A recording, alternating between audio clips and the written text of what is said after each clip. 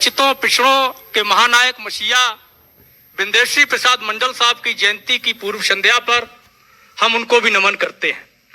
बहुजन समाज में जन्मे अपने सभी महापुरुषों को हम नमन करते हैं, अपने गुरुओं संतों को नमन करते हैं।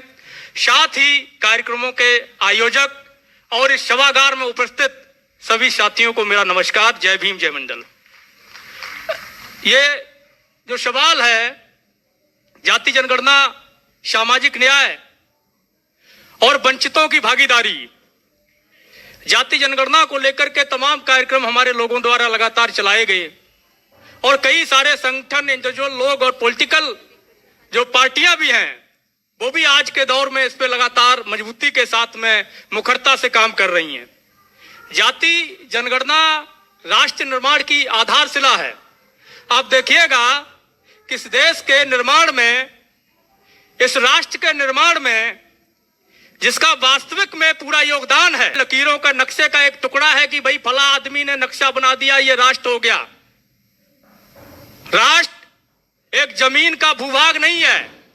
इस राष्ट्र में रहने वाले लोगों से राष्ट्र बनता है और उन्हीं से राष्ट्र का निर्माण होता है। देश की 90% आबादी को हमेशा ही उसके योगदान से वंचित रखने का काम किया गया। आज भी सुनने में आता है कई एक जगह पर, जब हम देखते हैं कुछ लोग कहते हैं सोशल मीडिया के माध्यम से या तमाम अन्य माध्यमों से कि भाई आरक्षण तो खत्म हो जाना चाहिए। 70 साल हो गए, 32 साल हो गए, कब तक आरक्षण चलेगा? उधर ही रहो, तुम्हारा फ्रेम बिगड़ रहा है, कह रहे उधर। तो उनका तर्क ये होता है कि भैया जाति जो है वो खत्म हो गई, अब कहीं कोई जातिवाद नहीं है। तो उसके जवाब में हम आपसे कहना चाहते हैं, अगर आपको जातिवाद देखना है तो आप एक बार इस भारत का भ्रमण करिए, ग्रामीण इलाकों का। उत्तर प्रदेश में है तो ललितपुर चले जाइए, जहां महिलाओं को या दलितों को चप्पलें नहीं पहनने दी जाती। आप राजस्थान के दक्षिण राजस्थानी इलाके में चले जाइए, जहां सामंतवाद आज भी हावी है, जहां आज भी हुकुमशाह बाबूशाह चलता है, जहां आज भी लोग चप्पल पहन के नहीं निकलते हैं वंचित वर्गों के सामंतवादियों मनवादियों के सामने। तो ये आरक्षण जो है ये व्यवस्था समानता के लिए लागू की गई है। और हमारे कितने लोग अभी तक डिसीजन मेकिंग पदों पर पहुंचे हैं बगैर जाति जनगणना के? कोई आंकड़ा आपके पास है नहीं। और एक भ्रम पैदा किया जाता है कि फला जातियां आरक्षण खा गईं। और इसी तरीके से ओबीसी को ओबीसी से, एससी को एससी से, एसटी को एससी से लड़ाने का काम किया जाता है। तो जैसे कि अभी सवाल उठा है, बीजेपी कह रही है या अखबार के माध्यम से आ रहा है कि जनगणना होने वाली है। 2021 में जब जनगणना होने वाली थी, उससे पहले हम लोगों ने पदयात्रा निकाला था और एक आह्वान किया था कि जातियों की गणना नहीं तो जनगणना नहीं, असहयोग आंदोलन नाम दिया था।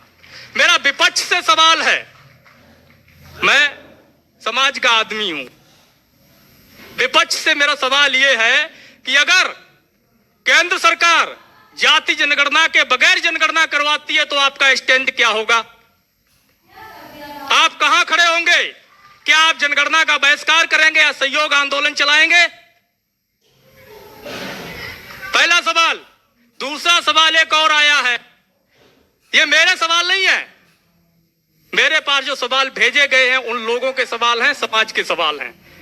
बुलडोजर तंत्र जिस तरह हावी है और लगातार दलितों, पिछड़ों, माइनॉरिटीज के घर बुलडोज किए जा रहे हैं, उनकी प्रॉपर्टीज को नष्ट किया जा रहा है, इस पर विपक्ष खामोश क्यों है?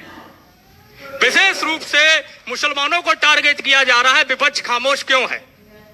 विपक्ष को इसमें अपना स्टैंड क्लियर करना पड़ेगा।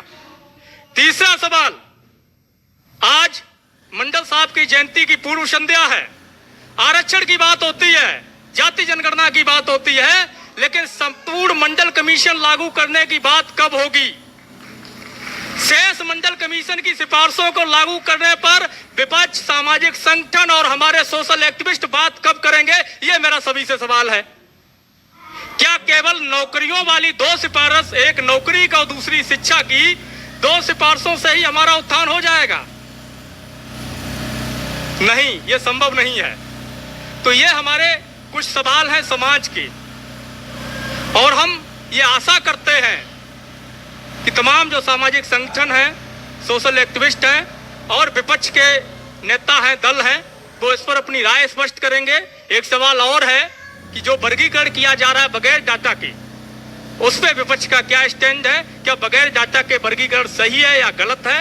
इस पे भी अपना जो विचार है, अपना रुख है, स्पष्ट करें और बहुजन समाज को ये भरोसा दिलाने का काम करें, वंचित समाज को ये भरोसा दिलाने का काम करें कि हम अगर आते हैं तो आपके साथ न्याय करेंगे।